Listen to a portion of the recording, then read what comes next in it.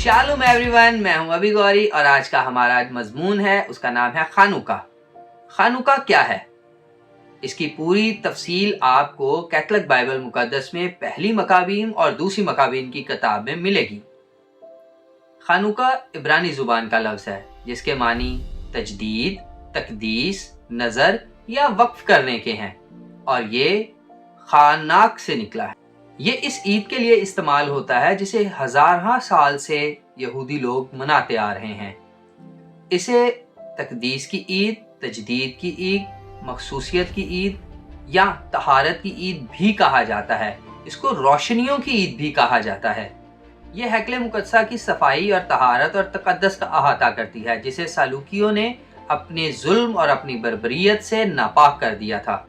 अगरचे ये एक पुरमुसर्रत त्यौहार है मगर इसकी तारीख जंग व जदल और खून रेजी से लिखी गई। इस वाक़या का जिक्र अपाकरफा की किताबों और यहूदी मुअर्रख यूसेफेस की तहरीरों में मिलता है। सिकंदर यूनानी की मौत के बाद सलूकियों ने सल्तनत कायम की और उस वक्त यहूदिया भी सल्तनत का हिस्सा था। सिकंदर की मौत के तकरीबन 150 साल के बाद इंताकस एपिफेनस तख्त पर बैठा और वो यहूदियों के लिए एक भयानक ख्वाब साबित हुआ। उसने उनकी शहरियत खारिज कर दी और खतना कराने और कुर्बानियाँ चढ़ाने और सबत मनाने और किताब मुकद्दस के तुम्हार पास रखने और उन पे अमल करने पर उसने पाबंदी आयद कर दी और ईदें मनाना और किताब मुकद्दस का मुतालिया करना भी उसने बंद करवा दिया और इसके खिलाफ जाने वाले लोगों के लिए उसने सजाए मौत मुकर्रर कर दी। यूं मेरे दोस्तों, किताब मुकद्दस के हज़ार तोमार नजरे आतिश कर दिए गए और हजारों यहूदी इंताकस एपिफेनस ने मरवा दिए। इंताकस एपिफेनस की शरारत यहाँ ख़त्म नहीं हुई बल्कि मिस्र को फतह करने के बाद उसने यरूशलेम का रुख किया और यरूशलेम को लूटा और ये जानते बूझते हुए कि यहूदी लोग सबत की ताज़ीम में, उसके तकद्दस में जो है वो हथियार नहीं उठाएंगे, अपना दफा नहीं करेंगे, उसने सबत के दिन यरूशलेम पे हमला किया और ना सिर्फ उसको लूटा बल्कि उसको नजरे आतिश कर दिया। और इक़्तिदार के नशे में इंताकस एपिफेनस हैकले मुकद्दसा में घुस गया और उसने उसको नापाक किया। उसके मुकद्दस ज़रूफ जो थे उनको वहाँ से वो ले गया। उसने नज़र की रोटी की मेज़, शमादान और खुदावन की सारी दायकी को उसने लूटा और वहाँ से ले गया। और बात यहाँ ख़त्म नहीं होती बल्कि इसके साथ साथ उसने हैकले मुकद्दसा के अंदर यूनानी देवता ज़्यूस के लिए मज़बा खाना बनवाया और उसने वहाँ पर नापाक जानवरों की कुर्बानियाँ की और हैकल को नापाक किया। इंताकस एपिफेनस ने यहूदी लोगों को जो मजहबी और दुनियावी अज़ारसानियाँ दी, इन वाक़यात से किसी को इनकार नहीं।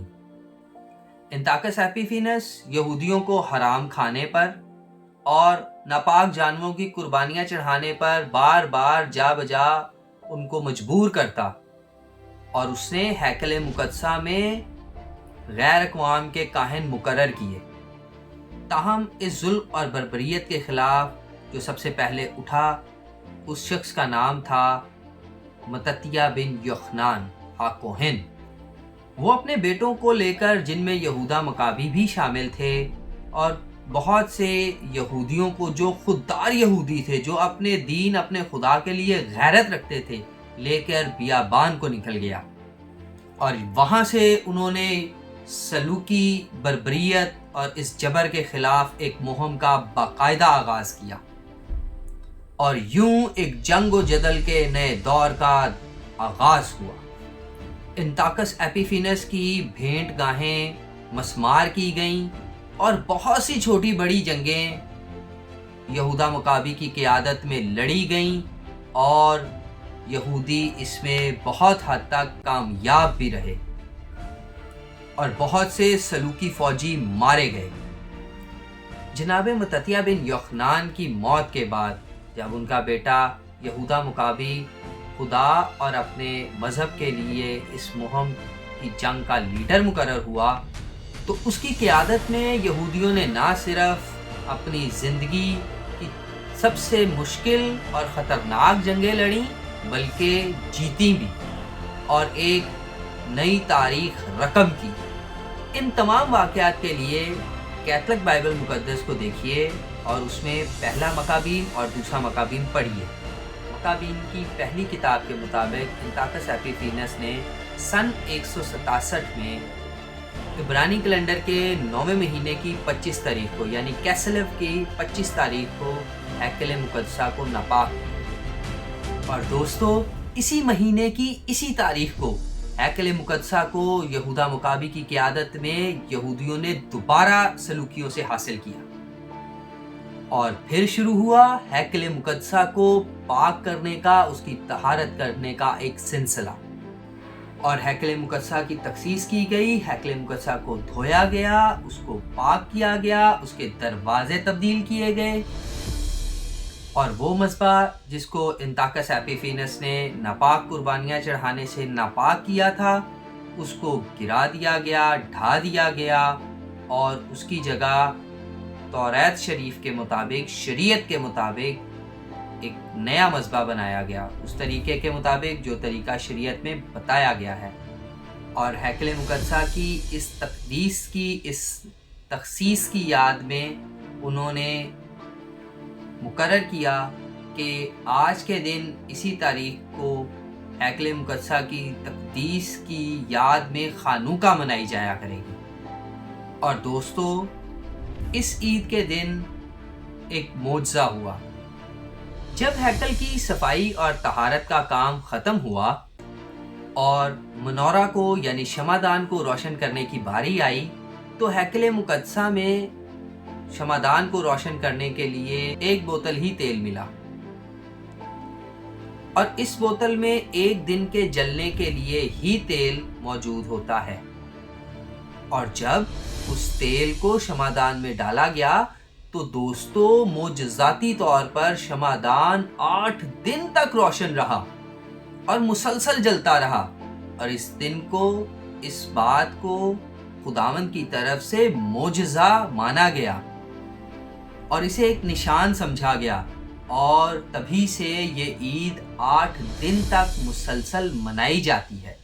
ایک رائے کے مطابق اس عید کو 8 دن منانے کی وجہ یہ بھی ہے کہ ہیکل سلیمانی کی جب تقدیس ہو رہی تھی، جب اسے مخصوص کیا جا رہا تھا تو اس کا جشن بھی 8 دن تک چلا، اسے 8 دن تک پاک کیا گیا، اس کی مخصوصیت کا جشن 8 دن تک چلا۔ اس تناسب سے یہ عید بھی 8 دن تک منائی جاتی ہے کیونکہ یہ جشن بھی اسی نوعیت کا تھا۔